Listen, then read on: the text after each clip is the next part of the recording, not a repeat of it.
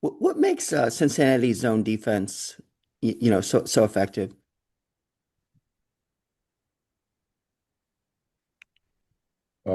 They don't play zone. Didn't they? I thought they used it against Baylor, uh, I against mean, Carr. yeah, I mean, that was one. I mean, they haven't played zone against us. I saw them play some against Baylor. Um, I think the biggest thing, Chris, is probably their length. You know, the guy that's made a huge step forward for them is Baba Miller. He's kind of a 3-4. He's their best passer. Um, you have to make a decision when he's on the perimeter. Do you want to pressure him or step back? He's not a three. He's not really a 3-point shooter. But just because he's not a 3-point shooter doesn't mean you can't pressure him. Because if you sit back, he hurts you on those skip passes on the weak side. But under zone with Chom in the middle at 7 foot plus, um, Miller at 6'10", 6'11". Celestine, they started him at the three the other night against Baylor. He's 6'6", 6'7". And then you have um, those two dynamite guards and James and Thomas. I mean, their personnel set up to be really good in it. But that's the first time I had seen it. Thank you, Chris. We'll go to Joseph Duarte from the Houston Chronicle. Go ahead, Joseph. Hey, good morning, Kelvin. Good morning. Kelvin, the calendar's flipping to February here, and you're about to reach the halfway mark of conference play. Can you kind of maybe give a little inventory where you feel like you've made some progress from how you typically want to see the month to month progression, and maybe things that you still would like to see some improvement going forward? Yeah, I think our point of attack defense has to continue to get better. Um, um, the flow, after you run an action and the action breaks down, sometimes it's the action after the action where you have slippage. Every team I've ever had has. So there's just little checkpoint things that you're going to have slippage in over the course of the year because you're not working on those things every day. You're, like in the last 2 weeks, it seems like we really haven't got to do a lot of practice time on us. Uh, we spend all our time preparing for the next game. And then sometimes circumstances will dictate how much practice times you get. And when you're dealing with, especially young kids, um, you know, they'll have slippage, they'll fall back into maybe a bad habit. But so you're constantly having to work on that.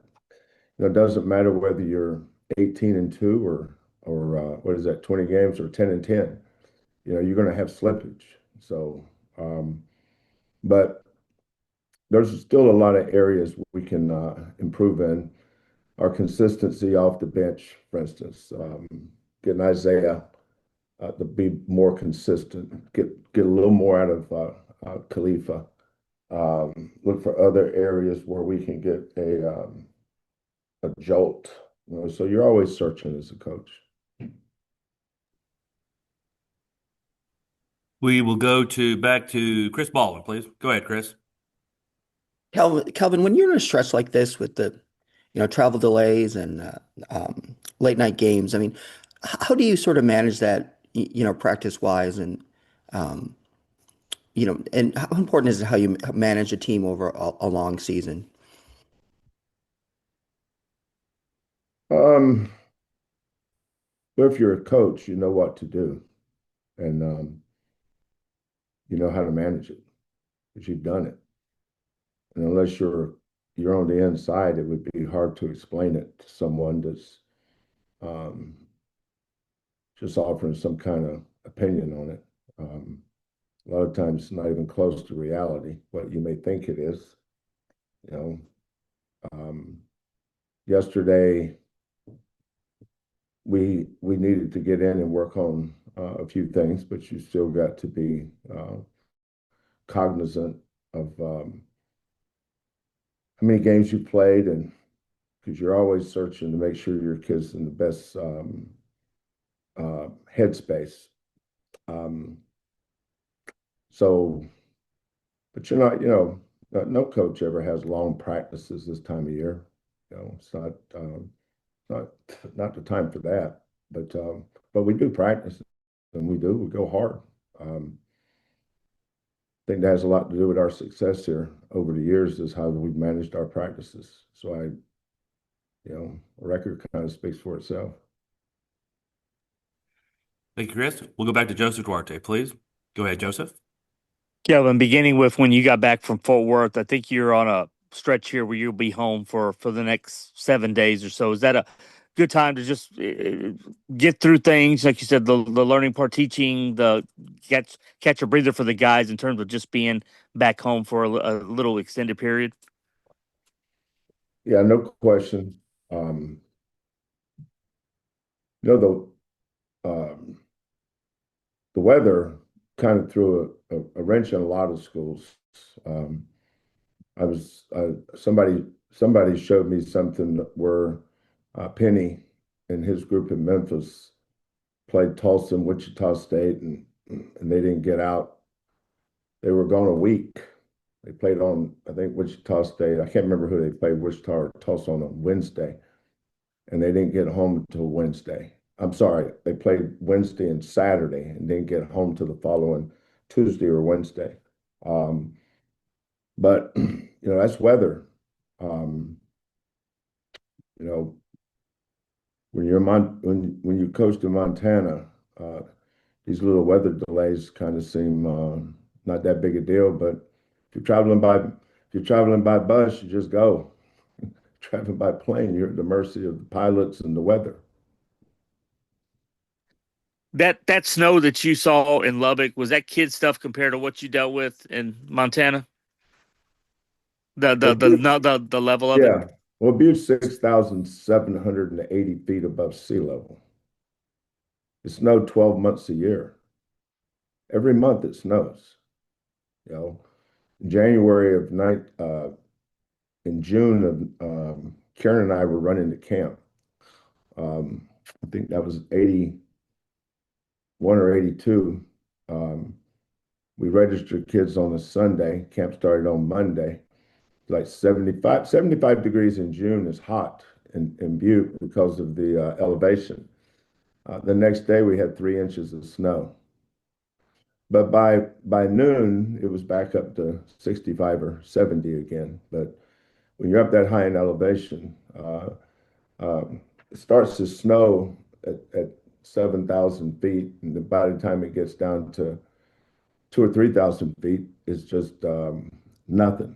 But my first year there, I got there in August. It snowed from August to the following August at one point in every month. Now, once you get to around middle of October to May, you never see the ground again. It's just snow all winter, and you better have a good heater on your vehicle, and you better have a good furnace in your apartment, because that's where Carrie and I live. We had a little apartment. Thank you, Joseph. We'll go to Manav Gupta from Houston Cougars on SI. Manav, please go ahead. Hey, Coach, you had mentioned Isaiah in one of your earlier answers. Was curious what you thought of some of his recent performances and if you believe he has grown on the defensive end. Um, Recent performances. He's had some good ones. I thought he was good in that stretch. Baylor. Who did we play after Baylor?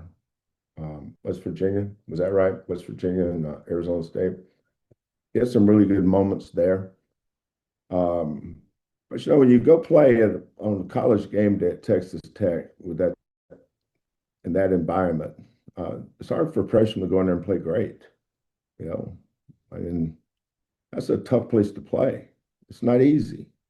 It's easy to write about. It's easy to critique, but it's hard to do. So for some of our guys, it's a great experience for them. It'll prepare them hopefully for the next time. But um, Isaiah's had some really good games, and we're just going to keep working with him and keep encouraging him and keep him in the right headspace so he can continue to grow. And yes, Isaiah wasn't very good defensively the other night, but he's really grown as a defensive player. I think he's a good defender. Thank you, Manav. We'll go back to Chris Baldwin, please. Chris, go ahead.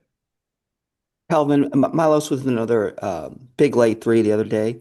What is it about him, personality wise or preparation wise that makes him good in those, clutch I think situations? his I think his maturity, and he's not afraid to fail. Um, Failure is a huge part of what we do.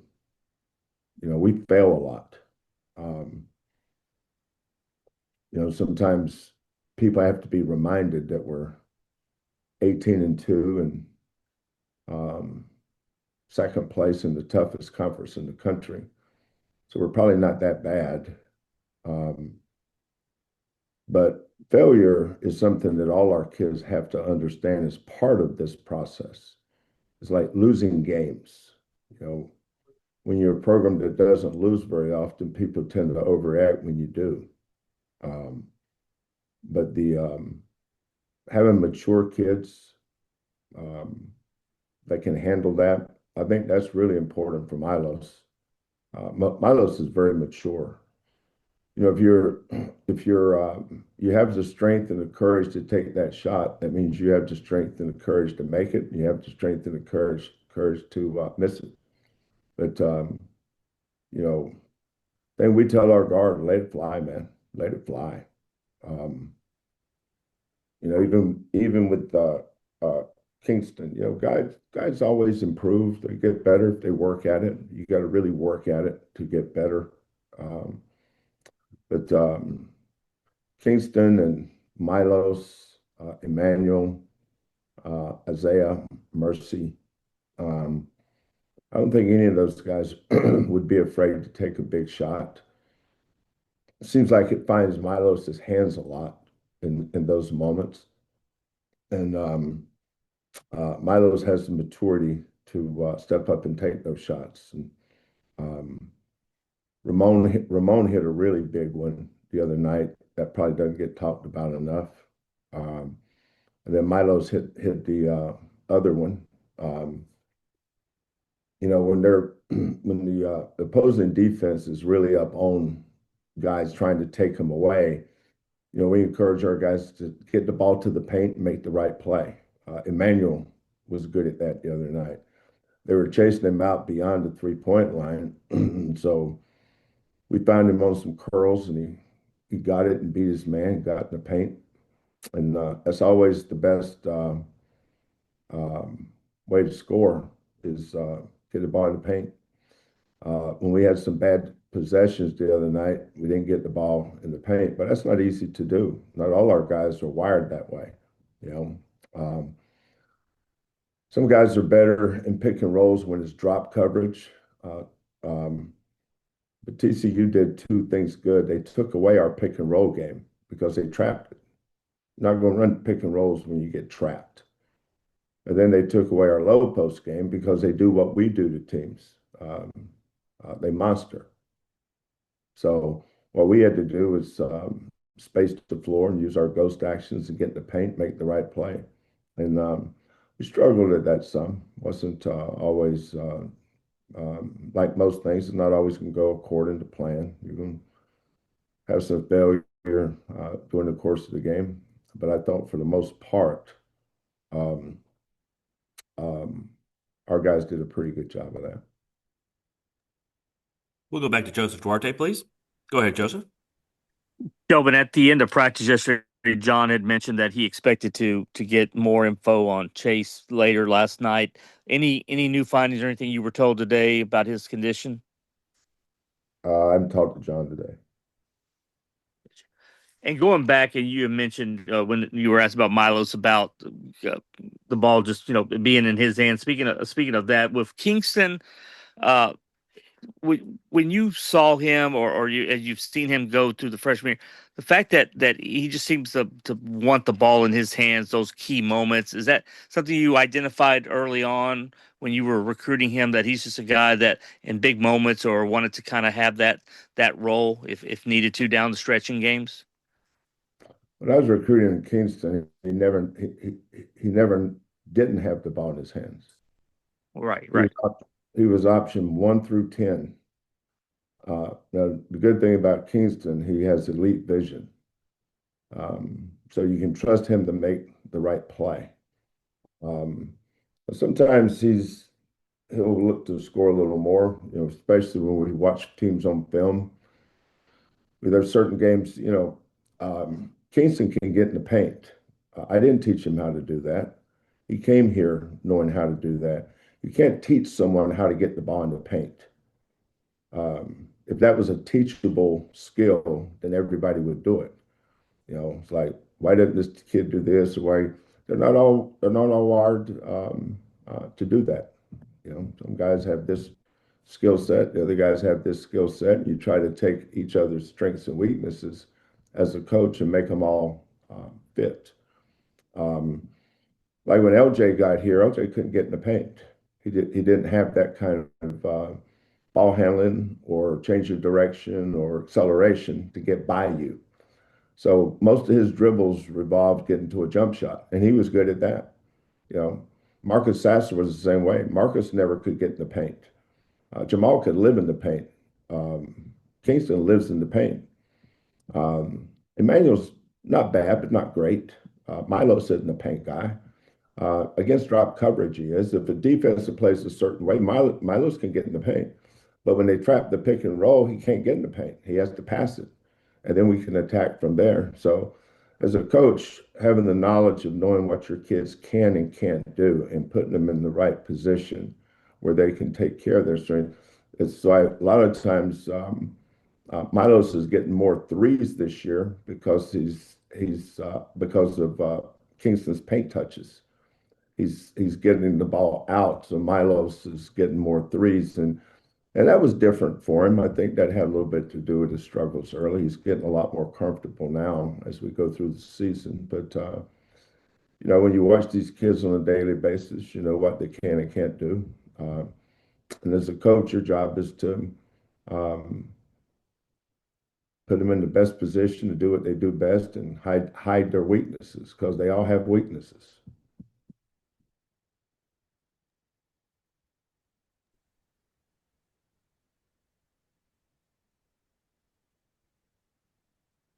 Let's go to Chris. Chris, are you there, sir? Yeah, yeah. So, sorry. Kelvin, what have you seen from JoJo lately? And do you think that is the fall trouble, is that starting to affect him, you think, or is it something he's thinking about, or how do you see that? Um, oh, I don't think it bothers JoJo too much. Um, we just kind of take it as it goes.